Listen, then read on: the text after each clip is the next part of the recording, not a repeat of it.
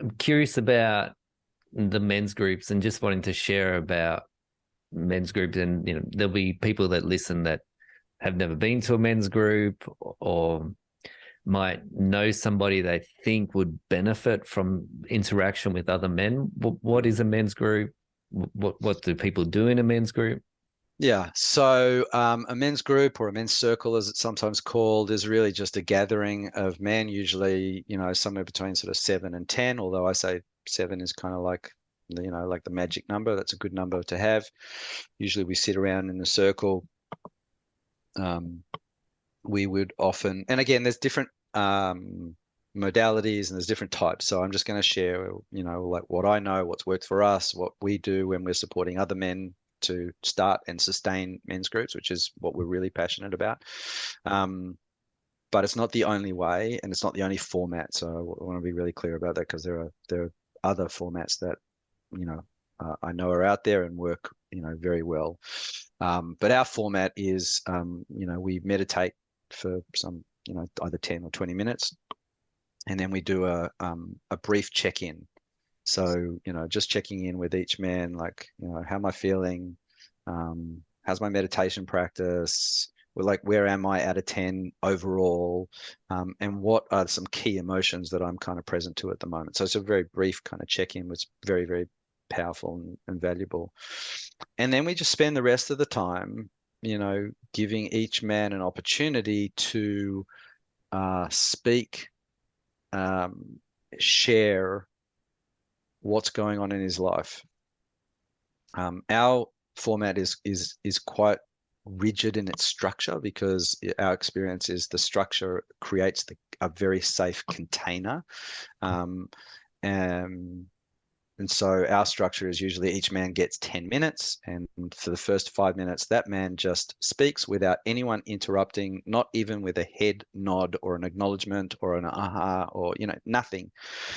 So that he feels completely listened and heard and seen and witnessed, um, and, and has that experience of just speaking and sharing whatever is present to him, whatever he's dealing with. And it doesn't have to be the shitty thing that's going on in his life, but often it is, but it's like a particular challenge or a particular issue. But sometimes it can just be sharing a triumph.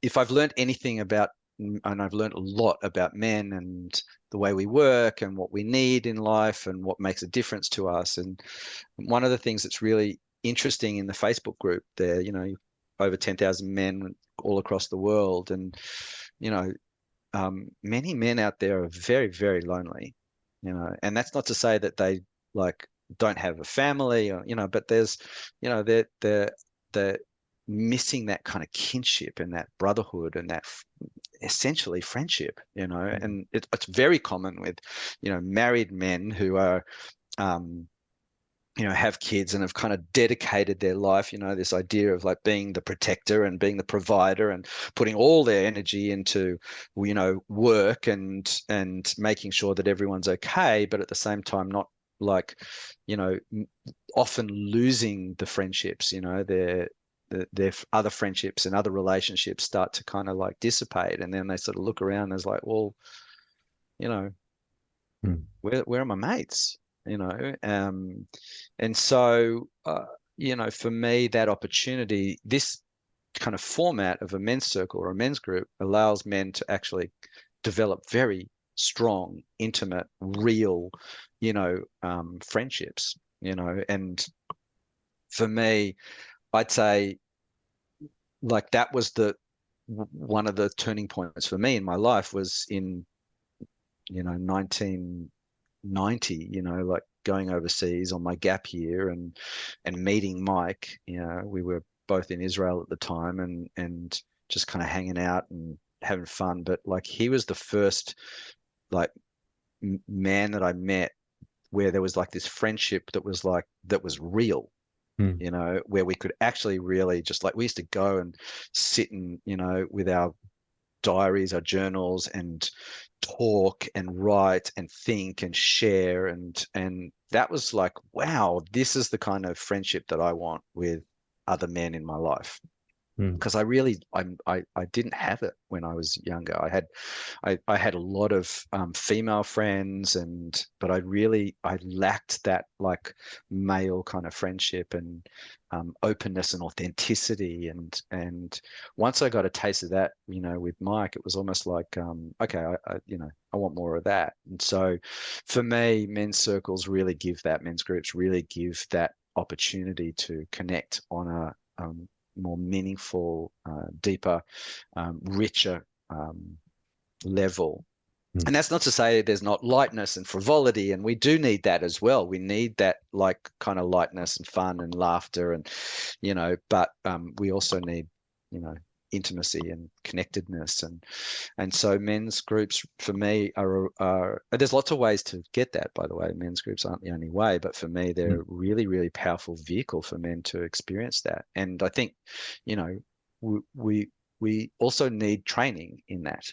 I won't speak for all men, but I'm very clear that I needed it, this training in being able to be aware of how I was feeling, and to be able to share openly with other men, and to be able to share openly like really what was going on for me. That's a training, Mm.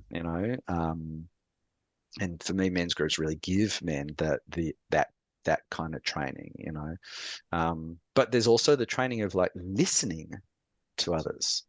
And then in our format, once the man's kind of finished his 5 minutes, and then there's this opportunity to give and receive, what I call reflection. And reflection can come in many forms, but it's really getting some, like, whether it's feedback or acknowledgement or a challenge from the other men, but like this is like learning from other people, not necessarily wiser or more experienced than me, but just outside of me, to be able to kind of like observe what's going on, listen to me, hear me, witness me, and then go, well, have you thought about this? Or this is what it sounds like to me. Or have you thought about doing this? Or, like, that's that idea of like, life is hard, and it's really like hard to do it on your own.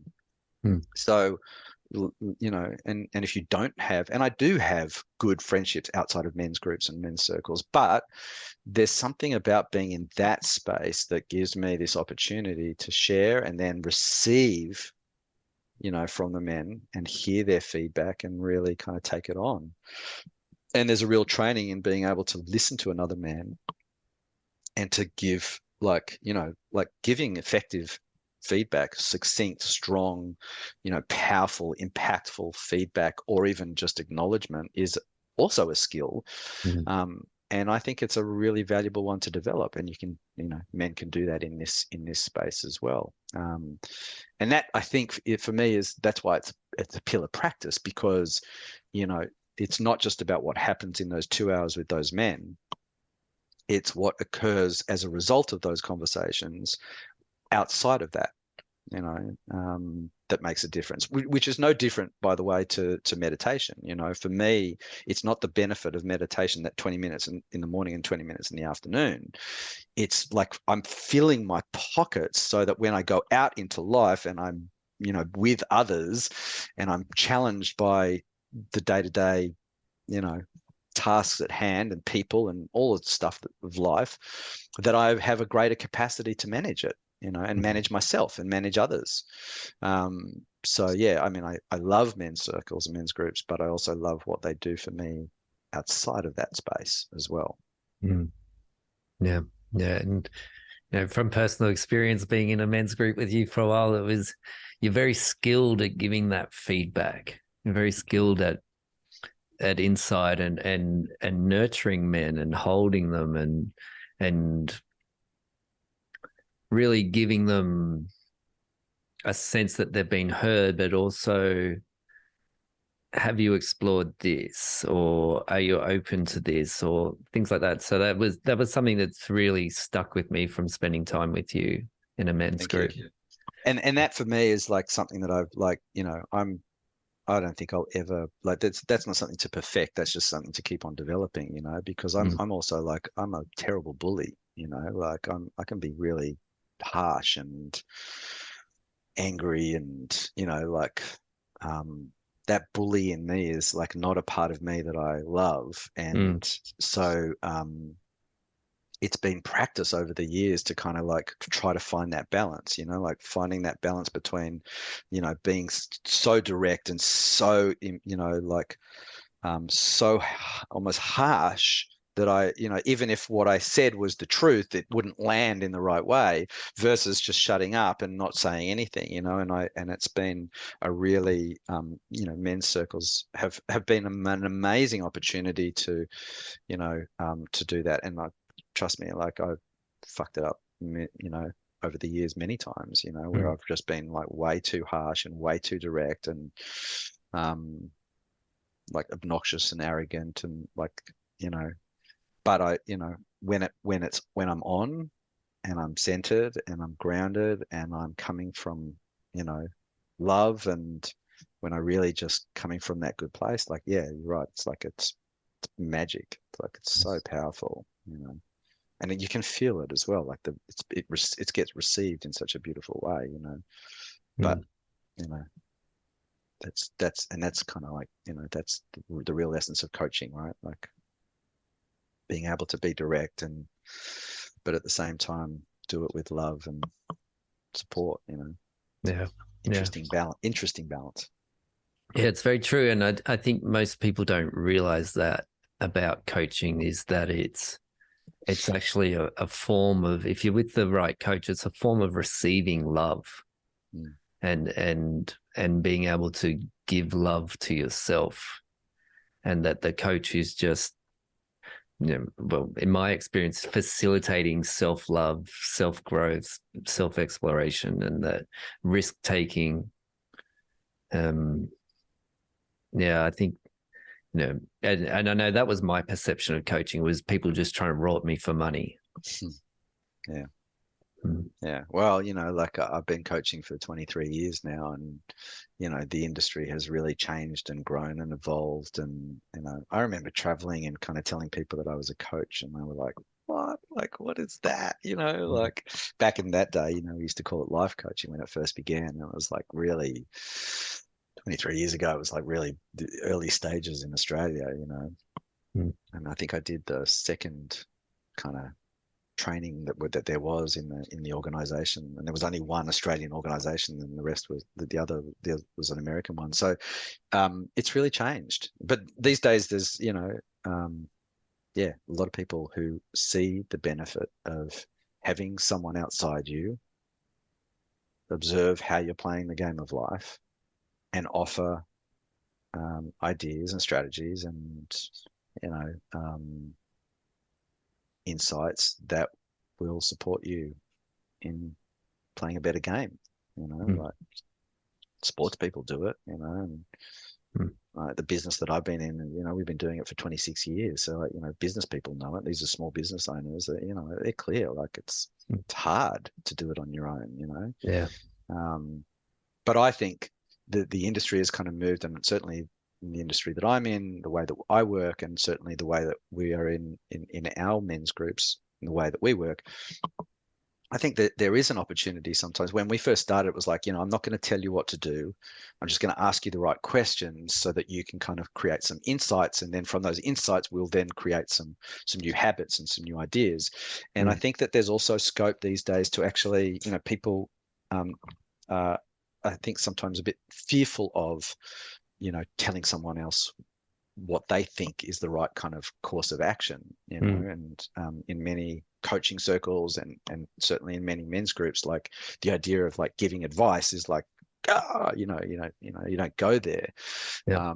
But I think it's appropriate in some circumstances, and as long as there's permission, Mm, it's entirely appropriate to kind of, move into more, what might be a bit more consultative in nature, but certainly is appropriate at certain times, to be able to sort of say, hey, like, you know, this is what I think, would be a good thing for you. mm. Yeah. Yeah. I often find if someone says something like that to me, especially if it's in a confrontational way, I generally go through a process where, talking about the shadow, right? My shadow is, oh, I fucked up, I didn't get it right, not good enough.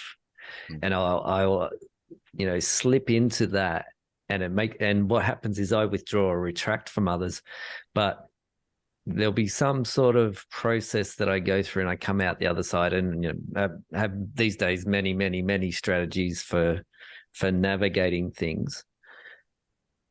But I generally find I have two outcomes. One is you were right and I should have been more sensitive. I should have done something this way. Or the other is actually, no, I'm really solid in what I did or how I did it. And so I think either way, they're both beneficial outcomes if someone challenges me on something. Yeah. Mm. Yeah. Mm. Mm. Mm. So I'm conscious of time. The Facebook men's group is called Men's Group. Yeah. Right. And so men only? Yeah. Yeah. Yeah. How logistically, so 10,000 men in a group, right? That's a lot of personalities, and it's an active group. Yeah. Yeah. So yeah, I mean, it is a very active group, and it's really shifted and evolved. When I first started it 12 years ago, as you said, that was around the same time that I had actually created with Mike. Actually, we created the men's group field guide, which was like, well, here's a pillar practice that we think is amazing and doesn't cost anything, and like makes a massive difference to who we are in the world. And so we created the men's group field guide so that we could actually share the structure and the process that we didn't create. Like we learnt it, and I learnt it from a course that I had done with this guy called Trevor Gray in 2004, I think it was. And that was my first experience of a men's group. It was called Trusting the Masculine, and it was a very intense, 8-week course, but that was my first experience of it. And that was when my mate, after that, my mate, Dave, sort of said, like, why don't you start a group? I want to see you more, and I want to connect with you. And, like that's how it sort of started from there. And so we created the field guide to be able to take some of the mystique and the myth, that mystique out of what a men's group is, so that it wasn't like this secret thing. It was really clear. And we just created this guide and to be this free thing that we wanted to give to people. And I was like, well, how do I get people to know that this is out there? And that's when we created the website, mensgroup.info. But then that's why I created the Facebook group. It was just an opportunity to then, give it out to people. But I also had this thought that I actually wanted it to be a little bit like a men's group, like what if men could join this and could share with themselves and also get reflection from other men, from all over the world. But, for a couple of years, it was like a bit like, 12 years ago, it was a bit all over the place, and it was just me, and really wasn't sure like how it was kind of going to pan out. But over the years, and certainly over the last sort of 5 years or so, it really started to grow, and it was really clear to me that there was an opportunity to really give people and the men in the group an opportunity to connect and to share authentically and openly. But in order to do that, I needed to create a strong structure that would hold a safe container for men so that they felt like safe to share. And so it was a work in progress for me, because doing it on social media, like doing it on, like that on Facebook, is really challenging. It's very different doing it from like 8 to 10 men in a small group. So I learned over the years how to, like, what works and what, how to bring from some of the essence and the core of what I experienced in a more intimate men's group. How could I kind of multiply that and expand that, in this group? And so I created very clear rules that I would not like move from, and I stuck to them. And if anyone kind of didn't adhere to it, they'd hear from me or they'd be kicked out. I had that power to kind of like, be able to do that, because there's so many variables that you don't know when things are, on social media and in a Facebook group, you don't know where they are. You don't know if they're on, drugs, or if they're on, alcohol or whatever. I mean, all the things that we would know if it was a face-to-face men's group, So yeah, I just created some really strong kind of rules or guidelines, I guess I call them. And over the years, probably about 3 years ago, when when COVID hit, and it really, that's when the numbers really started to kind of go up, and I was like, it was like a night, like a daily, nightly, I was just consumed by it, because I wanted to make sure that the posts that were going up were the right kind of posts, and that the feedback from the men was the right kind of feedback. I was like, I can't do this on my own. And so that's when I sort of realized that, um, I needed more men who understood what I was trying to create and would support the rules and the guidelines. And so, you know, I had been interacting with all sorts of men from all over the world, and some of them I knew and some of them I didn't, but I knew them through that men's group, and I trusted them. And, I pulled together, I think, 7 or 8 men, and they're now the moderators. And, Mm. and I just trust that it's that they're really strong men who just sort of adhere to those rules. And yeah, I love that group. It's really, but I want it. It's not a men's group, really. It's called men's group, but it's really Mm-hmm. not, because even though men get an opportunity to just share, and they get amazing reflection from men and stuff, it's kind of fleeting in that sense, it happens and then it's done. You don't get that opportunity that you get in a regular men's circle to develop that ongoing understanding of, oh, this is who Ash is, and oh, okay, this is how he works, and oh, I remember that experience that he had, and now I build on that, and I'm kind of really getting this picture of who Ash is, Mm. so that when he hits this next kind of, roadblock or whatever, I've got that in my toolkit to kind of understand how to support you, to Mm. move through it in that circle. But we can't do that with 10,000 men from all over the world. And Yeah.